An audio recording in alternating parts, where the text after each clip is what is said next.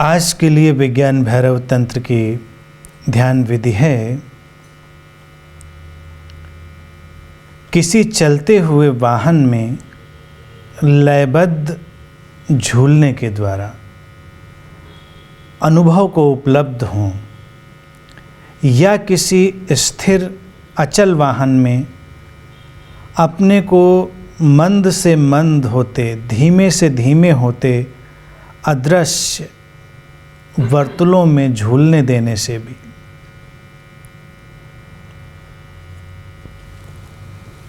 विधि के दो ढंग हैं।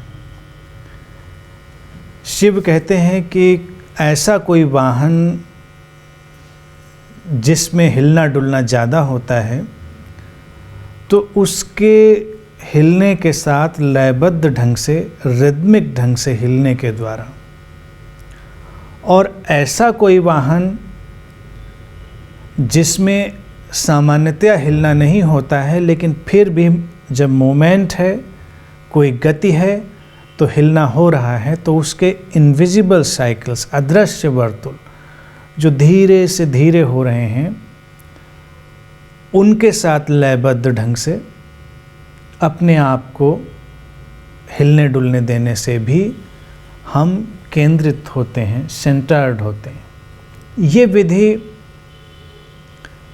भी हमारे अंदर सेंटर्ड होने की, केंद्रित होने की एक विधि है। और इस विधि में हम एक और बड़ा आयाम देखते हैं जहाँ पर सामान्य जीवन को ध्यान में पिरोया गया है। आम तौर से व्यक्ति को यही लगता है कि ध्यान के लिए हमें कोई विशेष व्यवस्था, विशेष समय, विशेष क्रिया की ज़रूरत होगी, लेकिन विज्ञान भैरव तंत्र में ऐसी अनेकों विधियां हैं जिनमें से ये भी एक विधि है जो उन स्थितियों का उपयोग करती है जिन स्थितियों में हमें किसी न किसी वक्त में होना पड़ता है, और आम तौर से व्यक्ति का यही मानना होता है कि ये ध्यान का वक्त नहीं है। जैसे तुम यात्रा कर रहे हो तो तुम अगर सोचते हो कि पहले हम घर पहुँचेंगे या अनंत पहुँचेंगे, फिर शांति से बैठेंगे और ध्यान करेंगे, तो ये एक विचार है, ये एक सोच है। वैसे भी ध्यान होता है, लेकिन ध्यान तुम्हारी यात्रा के साथ ही प्रारंभ हो सकता है। ये विधि जब शिव ने कही होगी तो पशुओं का उपयोग होता रहा होगा वाहनों में, बैलगाड़ी, घोड़ा गाड़ी, ऊंट गाड़ी, इस तरह की, या जो भी पशु उपलब्ध रहे होंगे उस वक्त में, उनमें हिलना डुलना ज़्यादा होता है। रथों का उपयोग आप लोग सुनते ही रहे हैं, ज़्यादा होता था। आम व्यक्ति को और तरह के वाहन उपलब्ध होंगे, लेकिन हैरान करने वाली बात है कि शिव उसमें उस प्रकार के वाहनों का भी जिक्र करते हैं जिनमें मूवमेंट नहीं हो रहा है, अचल वाहन। जैसे जब आप प्लेन में यात्रा कर रहे हैं, हवाई जहाज़ में आप यात्रा कर रहे हैं, तो उसके उड़ान भरते समय तो आप थोड़ा बहुत मूवमेंट और हलचल महसूस करते हैं, लेकिन जब वो आसमान में तेज़ गति से उड़ रहा होता है तो करीब करीब स्थिर होता है, तुम्हें किसी गति का एहसास नहीं होता। लेकिन चूंकि गति है तो मोमेंट भी होता है, अदृश्य ही सही, इनविजिबल सही, इसीलिए उसको वो कहते हैं मंद से मंद होता, धीमे से धीमा होता हुआ। और ये विधि हमारे जिस मानसिक ढांचे को एड्रेस करती है, संबोधित करती है, या जिसके लिए ये काम करती है, वो ज़्यादा समझने जैसा है। ये हमारे उस मेंटल स्ट्रक्चर को, मन के ढांचे को समझाना चाहती है विधि, जहाँ पर हम रेजिस्टेंस बहुत करते हैं, प्रतिरोध बहुत करते हैं। ये विधि मन की अप्रतिरोध की अवस्था पर आधारित है, non resistance, state of non resistance.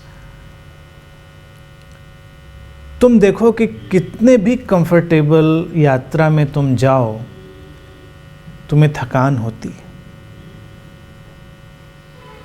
अब आम तौर से तुम अगर प्लेन में यात्रा करते हो, थकने का क्या कारण है, क्या वजह है? आराम से बैठते हो, चले आते हो, उतरते हो। घर में भी आराम से बिस्तर पे बैठे थे, कुर्सी पे बैठे थे, वहाँ भी आराम से बैठे हो। ट्रेन से आते हो, तुमको बर्थ मिल जाती है, आराम से लेटते हो, चले आते हो।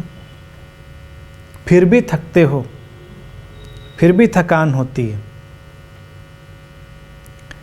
क्यों होती है, ये सोचने जैसी बात है। क्योंकि तकनीकी तौर से तो तुम्हारी मुद्रा में कोई अंतर नहीं पड़ा, लेकिन अंतर तुम्हारे मन में पड़ता है, और मन के रिफ्लेक्शन में, मन की प्रतिछाया में तुम्हारे शरीर पर भी अंतर पड़ता है। हम हर बदलाव का प्रतिरोध करते हैं, रेजिस्ट करते हैं,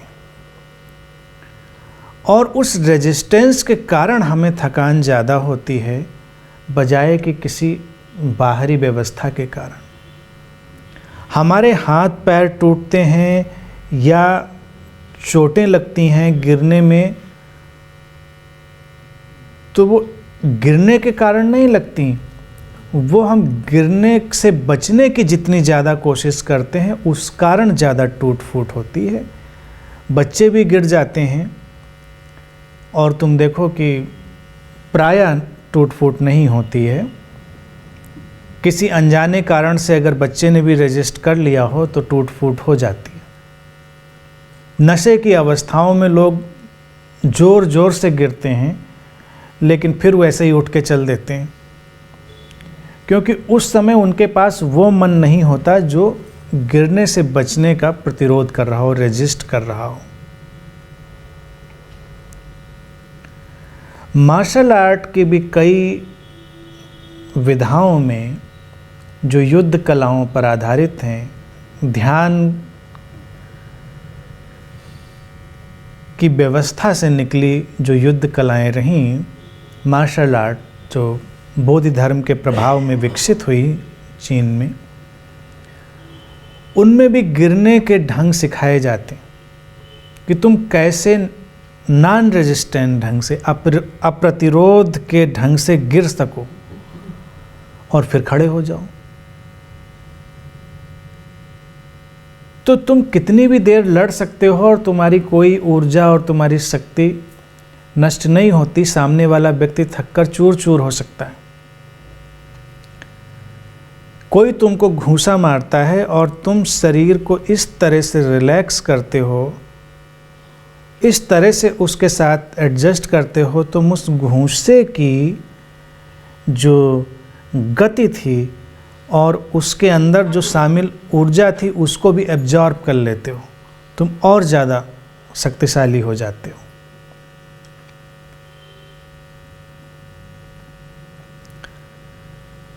यही विधि का सार तत्व है कि तुम अपने मन से विरोध करने की आदतों को देखो।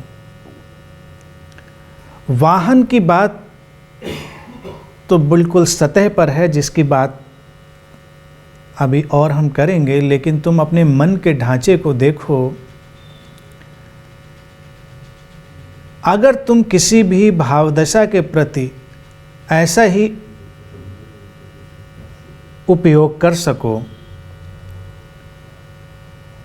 तो कोई भावदशाएं तुम्हें विचलित करने वाली नहीं रह जाएंगी। भाव दशाएं हमारे ऊपर करीब करीब उत्तेजनाओं की तरह आती हैं, एक्साइटमेंट्स की तरह, और अनेक उत्तेजनाओं से गुजरते गुजरते व्यक्ति एग्जॉस्ट अनुभव करता है। सुख भी अगर ज़्यादा देर रह जाए तो सुख के कारण भी तुम एग्जॉस्ट हो जाते हो, थक जाते हो। इसीलिए व्यक्ति वाहन की गति, जो लयबद्ध गति की बात है, उसमें भावनात्मक रूप से भी गति करता है, सुख से दुख में, दुख से सुख में, उदासी से प्रसन्नता में, शांति से अशांति में। ज़्यादा देर एक में वो नहीं रह पाता, क्योंकि प्रतिरोध करने लगता है और उस प्रतिरोध के कारण उसको फिर गति करनी पड़ती है। प्रतिरोध अगर तुम्हारे मन के अनुकूल चीज़ है, तब तुम प्रतिरोध का ढंग कुछ ऐसा रखते हो कि उसको बचाना चाहते हो। जो तुम्हारे मन के अनुकूल है उसको तुम पकड़ना चाहते हो, बचाना चाहते हो, तो तुम्हारे मन की ऊर्जा संघर्ष में लग जाती है। और जो बात तुम्हारे मन के प्रतिकूल है, विपरीत है, उससे तुम बचना चाहते हो, तो तुम बचने के लिए अंदर से मानसिक भावनात्मक शक्ति लगाने लगते हो। उससे भी तुम्हारे अंदर गहरा तनाव पैदा हो जाता है।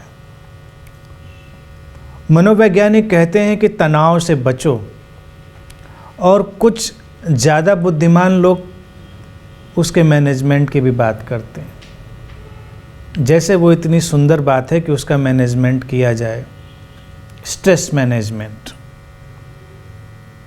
ये हमारे इस न्यू एज टाइम का सबसे absurd word. You have to understand that stress, और उसको ट्रांसफॉर्म करना है। स्ट्रेस आता है रेजिस्टेंस के कारण, और रेजिस्टेंस के कोई भी ढंग हो सकते हैं। तुम किसी उपलब्धि की ओर बढ़ रहे हो, तुम्हें कोई उपलब्धि मिल रही है, तो अब उपलब्धि को तुम बचाए रखना चाहोगे।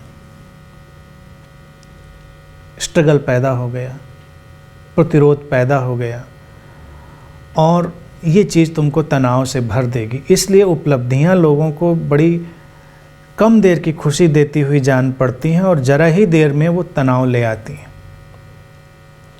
और फिर अगर तुम्हारे पास असफलता आ गई है, तो तुम उससे बचने की चेष्टा करोगे। बचने की चेष्टा अनेक तलों पर होती है, और वो तुम्हारे तनाव को अनेक ढंग से उभारती है।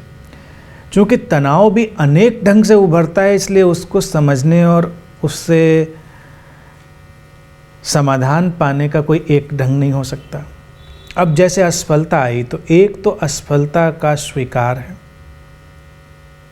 कि ऐसा होता है, कोई बात नहीं, होता है ऐसा। और दूसरा, उसकी अभिव्यक्ति में समस्या। अगर कोई तुमको असफल कह दे तो तुम्हें परेशानी होगी, तुम विचलित होगे। अगर कहता है कोई तो कहता है, तुमको क्यों अंतर पड़ना चाहिए, लेकिन अंतर पड़ता है। तुम बचना चाहोगे, तुम उन लोगों से बचना चाहोगे जो तुम्हारी असफलताओं और कमियों की ओर इशारा कर रहे होंगे। तुम उन लोगों की तरफ जाना चाहोगे जो तुम्हारी प्रशंसा कर रहे होंगे। एक अजीब सा दुष्चक्र, विशियस सर्किल हमारे अंदर बन जाता है, और हर बात में प्रतिरोध पैदा हो रहा है, रेजिस्टेंस पैदा हो रहा है, और हमारी आंतरिक ऊर्जा खत्म हो रही है, क्षीण हो रही है। तुम इन बातों को समझो तो ध्यान का ये भी एक ढंग है कि तुम किसी भी बात में उसकी ऊर्जा के साथ गति करो। अब अगर कोई प्रसन्नता वाली बात आई है तो प्रसन्न हो जाओ, और प्रसन्नता की ऊर्जा के साथ डोलते रहो, क्योंकि हर भाव एक निश्चित किस्म की ऊर्जा की तरह आता है। वो वाइब्रेशनल है, उसकी तरंगें हैं, तेज से धीमी पड़ती हैं। एकदम से आती है तो तेज है, फिर धीमी पड़ेगी, जिसको वो वर्तुल कह रहे हैं, लयबद्ध झूमने की बात कह रहे हैं। प्रशंसा धीरे धीरे कम हो जाएगी, प्रसन्नता भी कम हो जाएगी, हर सकारात्मक भावदशा धीरे धीरे कम हो जाएगी। तब उसके कम होने में तुम प्रवेश करो। वो जब बिल्कुल ही जा रही होगी, करीब करीब जा चुकी होगी, अदृश्य इनविजिबल, तब और जागे रहो और उसको दोबारा लाने की चेष्टा मत करो, उसको दोबारा पैदा करने की कोशिश मत करो। और जब वो अदृश्य होकर कहीं पर विलीन हो रही होगी तुम्हारे अंदर, तो अचानक उस ट्रांजिशन के, उस संक्रमण के तल पर तुम्हारे अंदर एक क्रांति होती है, एक केंद्रित होने का भाव घटता है, एक सेंटर्डनेस आती है, एक एक्सप्लोजन होता है। वही रूपांतरण का प्रारंभ है। कोई दुखद बात आई, पहला धक्का तेज होगा, फिर वो धीरे धीरे धीरे धीरे कम होता जाएगा। कम होने के साथ तुम यात्रा करते रहो। ये उस भावदशा की तरंगों में डोलना है। धीरे धीरे वो अदृश्य होगी। अगर तुम तरंगों के साथ डोलोगे तो दुख की भावदशा भी अदृश्य होगी, जो कि अभी तुम्हें लगता है कि अदृश्य नहीं होती। लोगों की विडंबना यही है कि अच्छी वाली बातें तो बड़ी जल्दी खो जाती हैं और खराब वाली ज़्यादा देर रह जाती।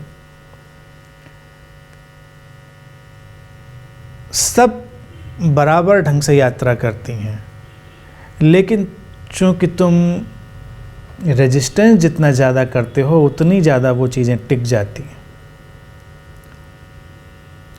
कोई तुम्हारे कमरे में आ गया हो मेहमान और निकलना चाह रहा हो, तुम दरवाजे पर ही अड़ के खड़े हो जाओ, तो निकलना चाहकर भी नहीं निकलेगा और तुम सोचोगे कि इतनी देर हो गई, ये जाता नहीं।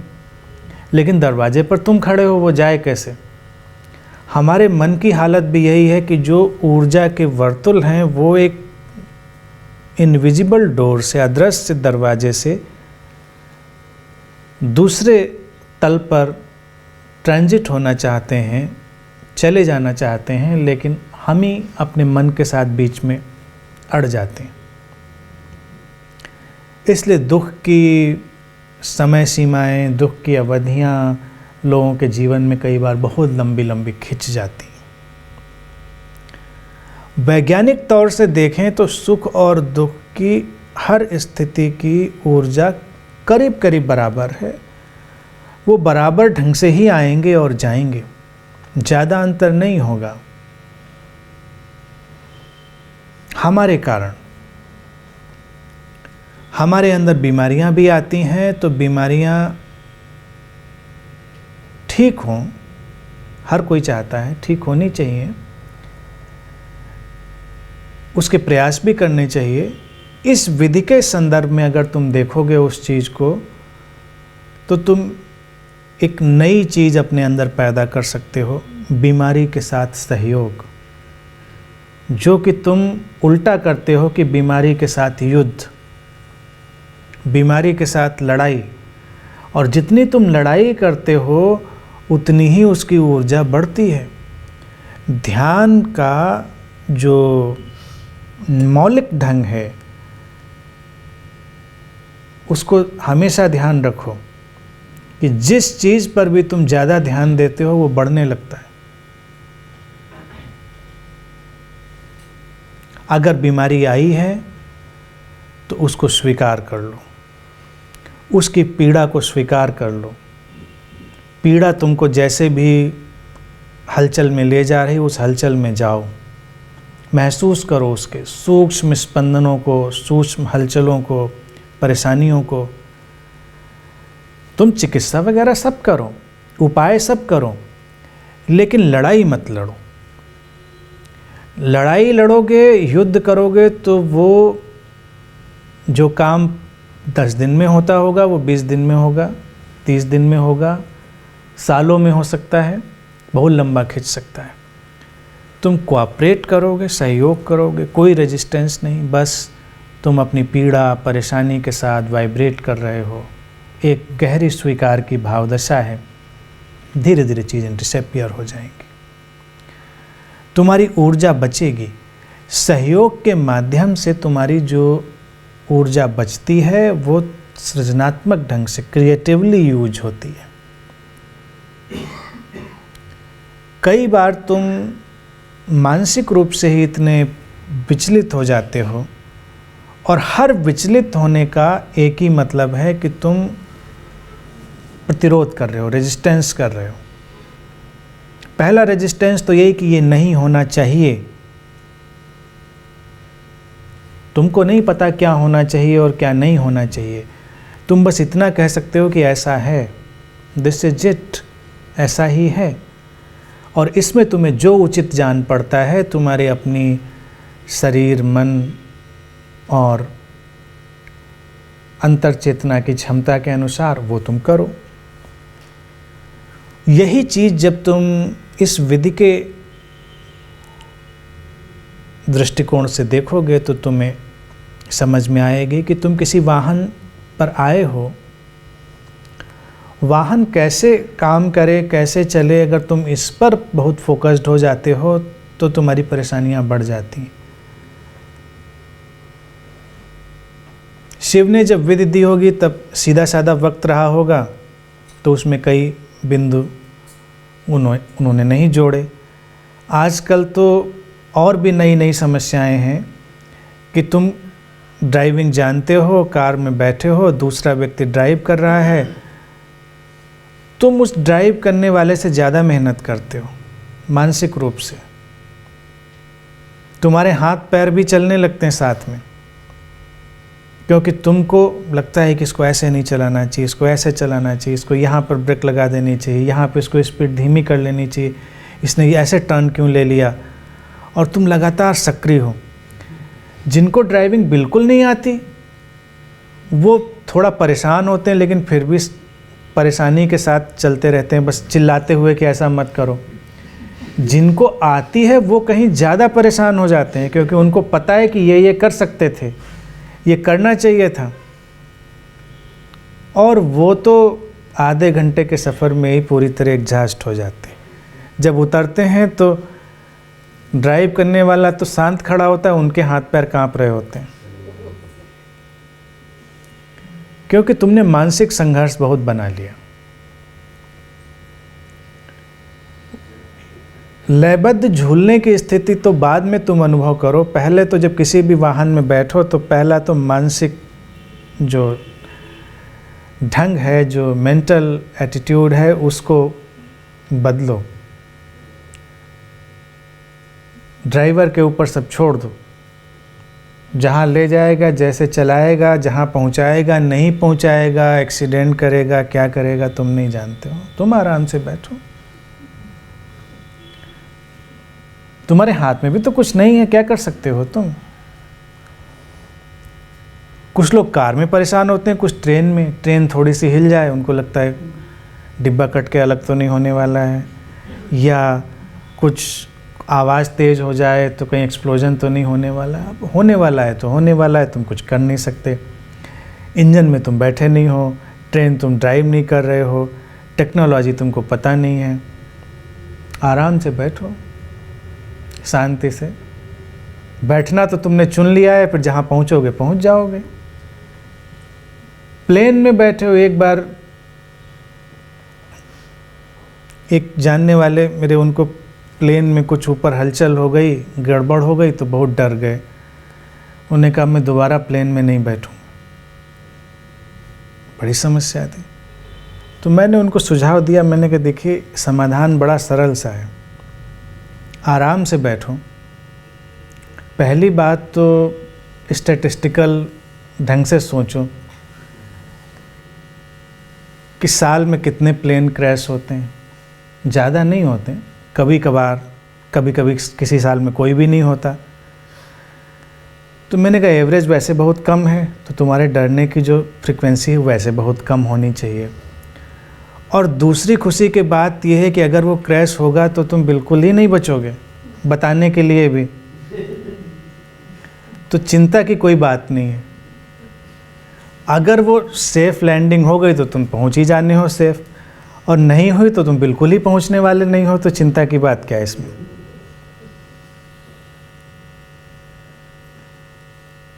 बात उनको समझ में आई, लेकिन डर कायम था। तो मैंने उनको सजेशन दिया कि तुम इन बातों को ध्यान में रखना, और डरने के साथ ये मत सोचना कि मुझे डरना नहीं है और तुम निडर बनने की कोशिश करना। तुम डरते रहना, कांपते रहना और इन बातों को अंदर याद रखना और सफ़र करना। उन्होंने जल्दी ही कोशिश करी खैर और सफल हुए उसमें। उन्होंने कहा डर तो लगा पहले, फिर बातें याद आई। जब इस ढंग से मैंने सोचा तो हंसी भी आई अंदर से कि बात तो सही है, कर क्या सकते हैं हम। अगर तुम उसमें भी बिल्कुल एजेस पे बैठे रहोगे, अपने सीट पर ऐसे बैठे रहोगे कि जैसे तुम कुछ कर लेने वाले हो, तो कितना तनाव है और कितना स्ट्रगल है। तो पहली चीज़ तो ये कि कंप्लीट सरेंडर। इस विधि में जाने के लिए पूरी तरह से समर्पित हो जाओ। समर्पण अल्टीमेट स्ट्रेस डिसॉल्विंग डिवाइस।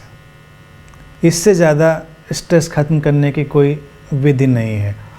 तुमको तरह तरह की एक्सरसाइजेस कराई जा सकती हैं, थेरेपीज़, काउंसलिंग, कोई स्ट्रेस कम नहीं होगा अगर तुम बस समर्पण कर दो, छोड़ दो अपने आप को। अस्तित्व जिधर तुमको ले जा रहा है तुम वैसे जाने के लिए तैयार हो जाओ। अस्तित्व जहाँ तुमको रोक दे वहाँ रुकने के लिए तैयार हो जाओ। कोई तनाव नहीं, क्योंकि हम अपने ढंग से चलना चाहते हैं, अपने ढंग से रुकना चाहते हैं, वो तनाव लाता है। और अब विधि के शरीर में, ये उसके विधि की अंतरात्मा थी जिसकी हम लोग बात कर रहे थे। अब विधि के शरीर को समझें। हिलना, स्विंगिंग अपने आप में बड़ी मिस्टीरियस है। जब तुम हिलते हो तो तुम्हारे अंदर एक रिदम पैदा होती है, एक लय पैदा होती है और पूरा अस्तित्व एक खास किस्म के रिदम में, एक लय में चल रहा है। पदार्थ जो तुमको स्थिर दिखाई दे रहा है उसके अंदर भी एटॉमिक रिदम चल रही है। उसके जो परमाणु हैं वो एक खास लय में वाइब्रेट कर रहे हैं, स्विंग कर रहे हैं। ये लय हर जगह है। जैसे ही कोई इस लय में प्रवेश करता है वो कॉस्मिक अलाइनमेंट में आता है, जागतिक लयबद्धता में आता है और उसके अंदर एक गहरा विश्राम, एक गहरी स्टिलनेस आती है जो उसको रूपांतरित करती है। जब तुम छोटे थे, तुमको गोद में लेकर कोई बस थोड़ा सा लयबद्ध ढंग से हिलाता डुलाता, तुम सो जाते। अगर तुम अचेतन बने रहो तो वो लय तुमको विश्राम दे देगी। इसलिए कई बार अनजाने में ही यात्रा करते हुए जो लोग लय से कनेक्ट हो जाते हैं तो वो रिलैक्स भी बहुत हो जाते हैं। ज़रूरी नहीं सबको ध्यान की विधियां पता ही हों, लेकिन अनजाने में ही कुछ लोग उसको समझ लेते हैं, कर लेते हैं। तो अक्सर अगर एक स्वेइंग कंडीशन, एक हिलने की स्थिति तुम्हारे शरीर के ऊपर आए तो पहला प्रभाव ये होगा कि तुम्हें नींद आने लगेगी। तुम नींद में जाने लगोगे, जो कि रिलैक्सेशन है, विश्राम है। लेकिन अगर तुम उस हिलने डुलने को चेतन, कॉन्शियस बना के रखोगे तो वही हिलना डुलना तुमको ध्यान की गहराई में ले जाएगा, केंद्रित होने की अवस्था में ले जाएगा, मन के ट्रांसेंड करने की, मन के पार जाने की अवस्था की ओर तुम्हें सक्रिय करेगा। हर ध्यान विधि का जो हिस्सा है वो चैतन्य ही होता है, चेतन रूप से उसका प्रयोग करना होता है। तो इस हिलने डुलने को पूरे चेतनता के साथ, पूरी कॉन्शियसनेस के साथ, पूरी अवेयरनेस के साथ तुम्हें प्रयोग में लाना है। तब इसके परिणाम गहरे होंगे और तुम अपने अंदर की उस अद्भुत रूपांतरणकारी अवस्था को अनुभव कर पाओगे। तुमने ध्यान दिया होगा कि बच्चे किसी भी संस्कृति के हों, पूरी दुनिया भर में, वो अक्सर अनजाने में ही इस विधि का उपयोग करते हैं। गोल गोल घूमते हैं, झूमते हैं। हर बच्चे गोल गोल घूमना पसंद करते हैं। दुनिया का ऐसी कोई जगह नहीं जहाँ बच्चे ये चीज़ ना करते हों। गोल गोल घूमने से वो क्या कर रहे होते हैं? वो वही स्विंगिंग, लयबद्ध जो हिलना डुलना है, वो उसको अनुभव कर रहे होते हैं और उस लयबद्ध हिलने डुलने से, उस रिद्म से उनके अंदर एक अनजाने आनंद की, एक इनडिस्क्राइबेबल जॉय की घटना घटती है। इसीलिए वो ऐसा करना चाहते हैं। वो बता नहीं सकते कि क्या हो रहा है इससे, लेकिन वो जो जिसको शिव वर्तुल कह रहे हैं, साइकिल्स, जैसे ही उनका शरीर गोल गोल घूमता है, और बच्चे चूँकि अभी बड़े निर्दोष होते हैं तो वो बड़े रिद्म में ही घूमते हैं, कोई रेजिस्टेंस नहीं है। कभी कभी गोल गोल घूमते हुए गिर भी जाते हैं, वैसे ही फिर खड़े हो जाते हैं, फिर घूमने लगते हैं। माँ बाप को डर लगता है ऑब्वियसली कि हाथ पैर ना तोड़ ले गिर के, वो रोकना चाहते हैं।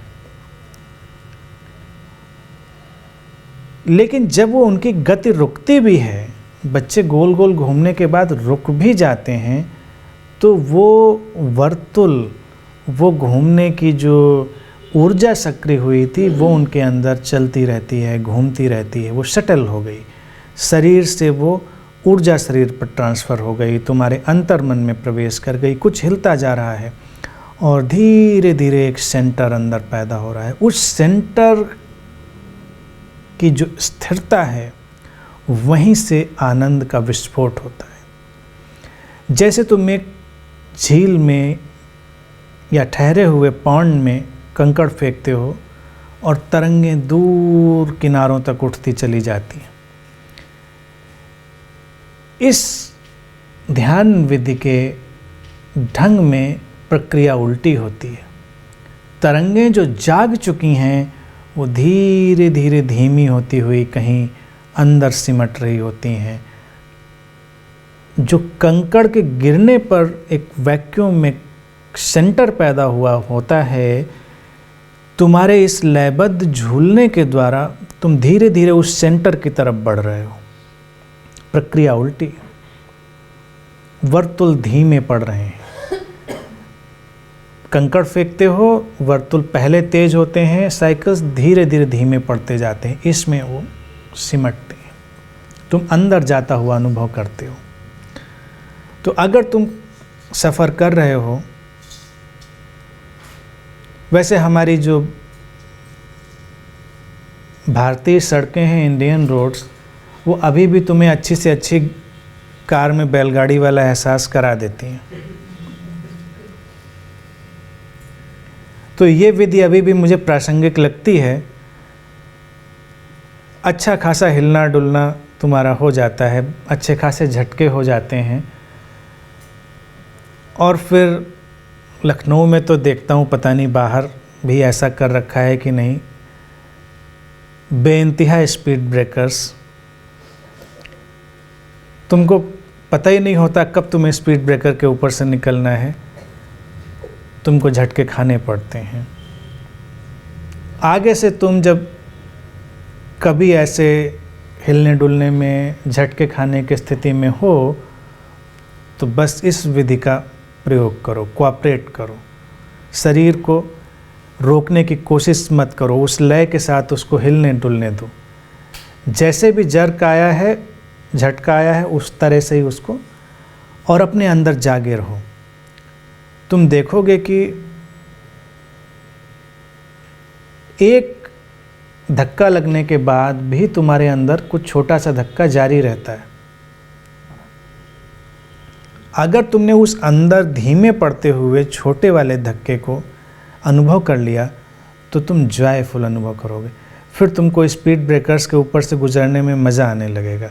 फिर तुम सोचोगे कि स्पीड ब्रेकर कब आए और कब उसके ऊपर से गाड़ी निकालें, धीरे धीरे झटके खाते हुए, क्योंकि तब तुम ज़्यादा जॉय अनुभव करोगे और तुम्हारा शरीर ज़्यादा चार्ज्ड हो जाएगा, एनर्जाइज्ड हो जाएगा। अभी जैसे ही तुम्हारे शरीर में कोई धक्का लगता है तुम रेजिस्ट करते हो, तुम रुकने की कोशिश करते हो, वहीं पर समस्या है। तो इस विधि में बस सूक्ष्म होती हुई शरीर की जो अवस्था है उस पर ध्यान ले जाओ और तब वो ऊर्जा तुम्हारे अंदर अंदर धीरे धीरे कहीं जाती हुई नज़र आएगी और एक केंद्र उभरेगा। फिर कभी उस वाहन में जहाँ कोई झटका नहीं, कोई धक्का नहीं, कोई हलचल नहीं, यानी कि बड़ी अच्छी सड़क पे जा रहे हो जहाँ पर कोई धक्का नहीं है, या प्लेन में खास तौर से, तब भी कुछ सूक्ष्म वर्तुल हैं, तब भी कुछ सटल मोमेंट्स हैं जिनको तुम अगर आँख बंद करके अनुभव करोगे तो वो तुम्हें अपने अंदर महसूस होंगे। उस स्थिति में तुम और ज़्यादा चैतन्य और ज़्यादा जागरूक हो जाओगे और तुम्हारे अंदर एक गहरी स्थिरता अनुभव आएगी। लेकिन इस विधि का एक और बड़ा जो ढंग है वो ये है कि तुम वाहन में नहीं भी हो, तुम घर में भी बैठे हो, अपने कमरे में भी बैठे हो, तब भी तुम गति में हो, क्योंकि तुम्हारा जो ये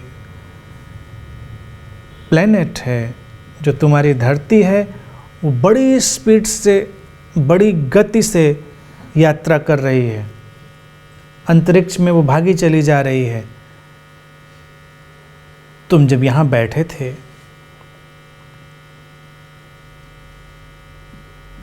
वैसे तो एक एक सेकंड में बदलाव हो रहा है, लेकिन तुम सोचो, तुम जिस क्षण बैठे थे यहाँ पर ध्यान में, तुमने मुझे सुनना प्रारंभ किया था, अंतरिक्ष में तुम्हारी धरती जहाँ पर थी उससे कहीं आगे जा चुकी है, वो वहीं पर नहीं है।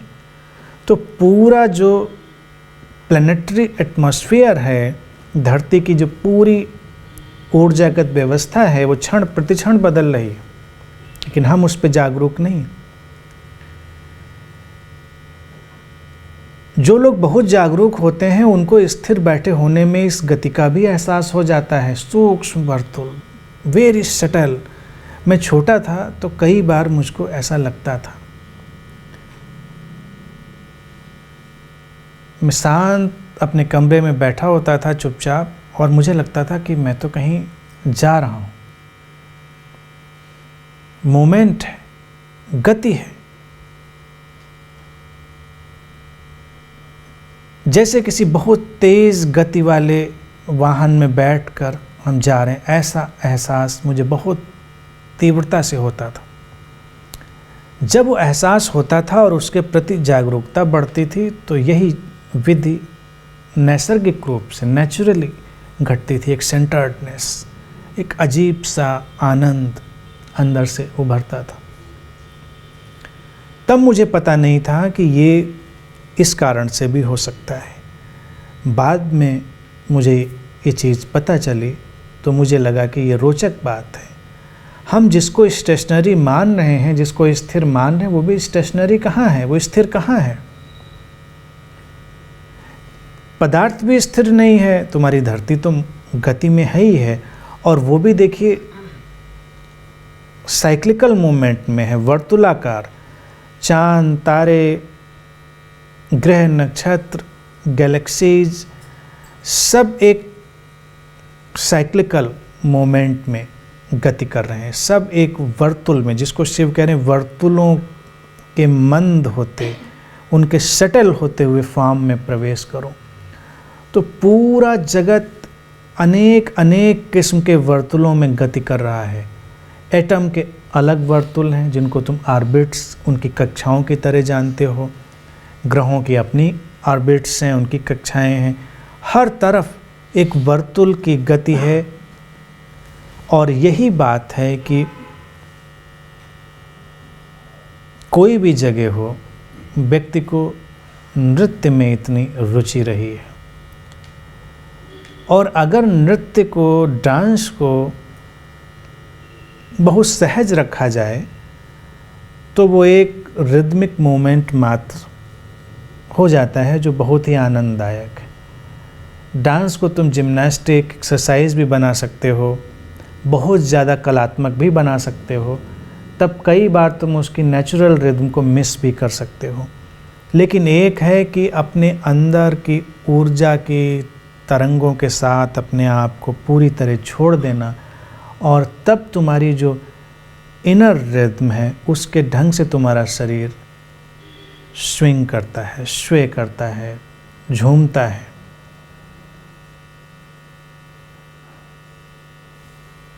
तुम्हारे लिए वो बड़ा ही सुखद अनुभव होता है। कई बार ध्यान में बैठे बैठे भी कुछ लोग इस सर्कुलर मूवमेंट्स को अनुभव करने लगते हैं, या कई बार ट्रांस में। तुमने ट्रांस में ज़रूर देखा होगा कि लोग झूमने लग जाते हैं।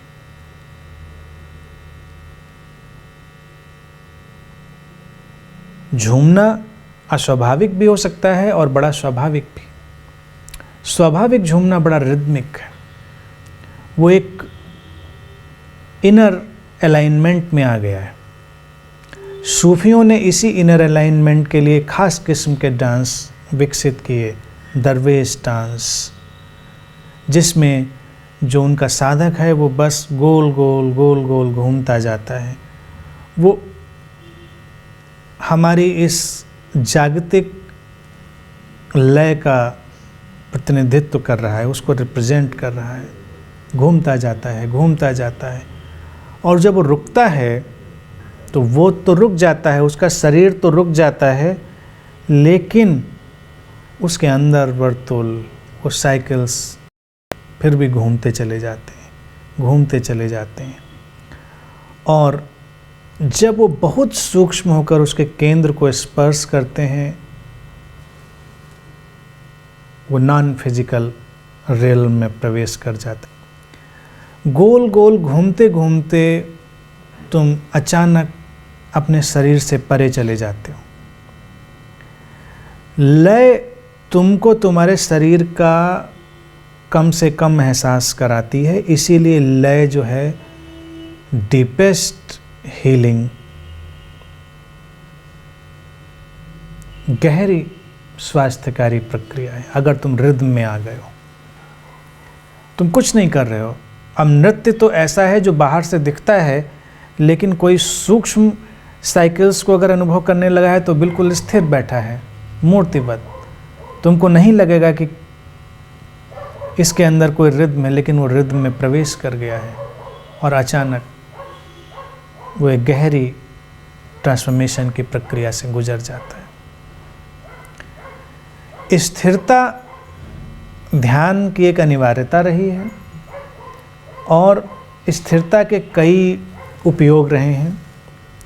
अक्सर तुम देखोगे कि जैसे सूफियों ने दरवेश डांस का उपयोग किया, और दरवेश डांस में अचानक रुकने की प्रक्रिया भी। ध्यान में स्टैच्यू की तरह मूर्तिवत रुकने की प्रक्रिया। आप बस मूर्तिवत बैठे हैं, स्टैच्यू लाइक बैठे हुए हैं। लेकिन कोई भी व्यक्ति जब स्थिर बैठता है तो ऐसा तो है नहीं कि सब कुछ स्थिर उसके अंदर हो गया है, क्योंकि तुम इतनी हलचल, इतनी ऊहापोह, इतना उपद्रव लेकर साथ में चल रहे थे, वो कहाँ जाएगा। तो जब तुम स्थिर अपने शरीर को कर देते हो तो तुम्हारे मन की गतियाँ झूमती, हिलती, डुलती रह जाती हैं। और अगर तुम जागरूकता के साथ उनको बस महसूस करते रहते हो तो धीरे धीरे वो सब एक गहरी शांति में चली जाती है। इसलिए ध्यान में इस स्थिरता का उपयोग, ध्यानी भी एक किस्म के नृत्य में है। जो बिल्कुल स्थिर बैठा है वो भी किस्म के नृत्य में है। नृत्य कभी जबरदस्ती नहीं होना चाहिए। क्योंकि तुमको नहीं पता कि स्थिरता में भी नृत्य होता है और नृत्य में भी स्थिरता होती है। दोनों में कोई भी चीज हो सकती है।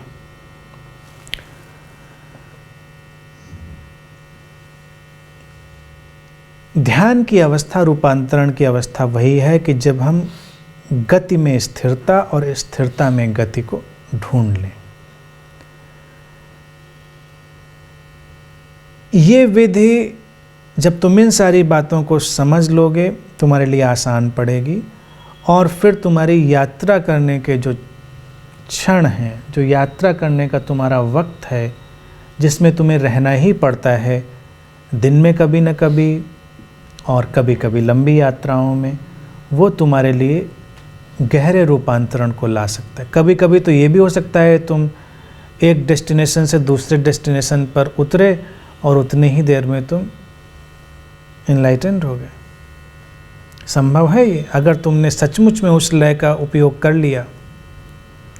तो जो लोग तुमको छोड़ने आए थे और जो तुमको रिसीव करने आएंगे, वो अलग इंसान को रिसीव करेंगे। तुम तब तक बदल चुके होगे। तुमने इतनी देर में टोटल नॉन रेजिस्टेंस को सीख लिया होगा। तुम उस कॉस्मिक रिदम में प्रवेश कर गए होगे। तुमने अपने केंद्र को फिर से खोज लिया होगा और तुम रूपांतरित हो गए होगे। वो तुम्हें ऊर्जा से लबरेज रखेगा, फुलफिल्ड रखेगा। तुम शक्तिहीन अनुभव नहीं करोगे। विधि बहुत सरल है, इसका उपयोग करें और एक सहज से रूपांतरण को अपने अंदर घटने दें। आज के लिए इतनी ही बात।